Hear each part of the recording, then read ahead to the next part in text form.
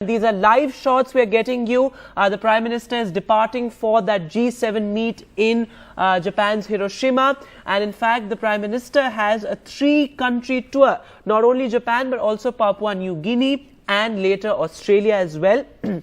So there you can see the Prime Minister departing for Hiroshima. It's going to be a crucial meet also because now it's confirmed as per the Prime Minister's schedule that the Quad leaders will be meeting on the sidelines of the G7 summit. So that's going to be crucial.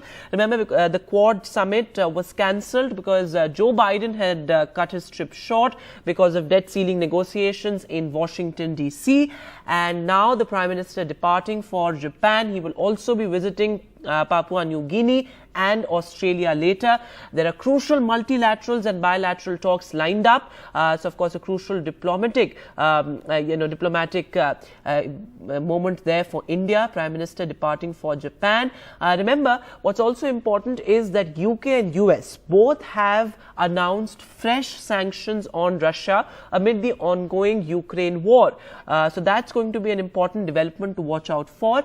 And what is particularly important is that Quad leaders will be meeting on the sidelines of G7. We have Megha Prasad joining us on the phone line. Megha, so the Prime Minister departing there for Japan. How crucial it is diplomatically now, because remember, it's not just Japan, but also later Papua New Guinea and Australia. So crucial multilaterals and bilaterals lined up there. In fact, the Quad leaders are also expected to meet on the sidelines of G7. So how important it is diplomatically? Well, very important if that's the question, Vedant. You know, this is the first big tour that the Prime Minister is undertaking this year, stepping out of the country in 3 nations, of course, starting Japan, going to Papua New Guinea, and there he becomes the first Indian Prime Minister ever to be visiting Papua New Guinea, which he does for a day on 22nd. But starting today, 3 days, he's there in Hiroshima, then he goes to Papua New Guinea, and then finally to Australia. Now, Prime Minister, what is important here to understand is that, the highlight for this trip was obviously the G7 and Quad. As far as G7 is concerned, it is still, it's on schedule.